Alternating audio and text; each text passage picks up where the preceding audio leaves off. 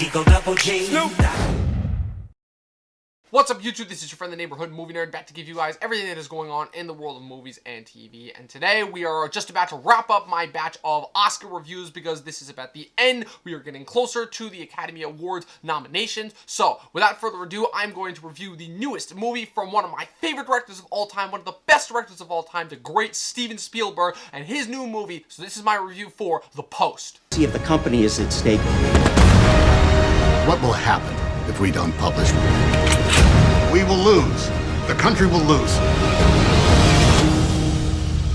What are you going to do, Mrs. Graham? Now, The Post revolves around the leaking of the Pentagon Papers in the early 1970s. Now, what the papers were is they were papers, obviously, that contained classified government secrets going back to the Truman administration in the late 1940s, detailing the extremely poor progress of the United States' involvement in Vietnam.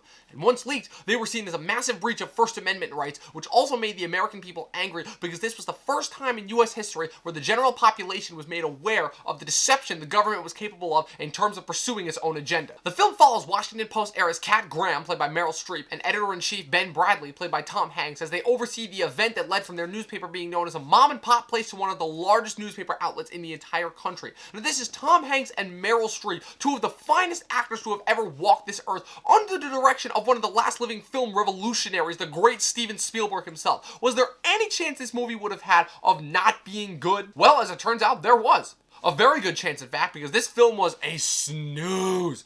Talk about the opposite of getting the viewer interested in a piece of history. This film is easily one of the flattest, dullest, bloated, non-dynamic, and most obvious Oscar bait movies I've ever seen. Not only was the plot uninteresting and the characters flat and for the most part one note, this film just does not have a direction. Yeah, it was about the exposing of the papers and the informing of the public of the type of people they were electing to office, but was the point of this movie to be an allegory of the times, a history lesson, or Tom Hanks just trying his hardest to show us that he cannot for the life of him do a Boston accent? I have no idea which of the three this film is going for, but whatever the case may be, it doesn't work. This movie tries to throw in random bits of comedy that don't work at all, and the amount of amazing supporting and character actors in this movie that are wasted kills me. While I will say that Bob Odenkirk is sort of given something of a meaty role, it all amounts to basically nothing once he's thrown back into the mix of middle-aged white males yammering in faux sarcasm dialogue. And given the fact that this movie commits the sin of not utilizing the talents of Matthew Rhys, Tracy Letts, Alison Brie, Carrie Coon, Michael Stuhlbarg, David Cross, Bruce Greenwood, Sarah Paulson, Bradley Whitford, Jesse Plemons, and Zach Woods, this movie reaches a new level of low to me. But even worse than that is the fact that in a movie that was primarily geared towards once again continuing Meryl Streep's record of being the most nominated person in the history of the Academy, her character's arc literally consists of smiling for the camera, deciding how she's going to handle her late husband's newspaper company, and then finally telling the man no, all while Tom Hanks is doing all the important work and heavy lifting.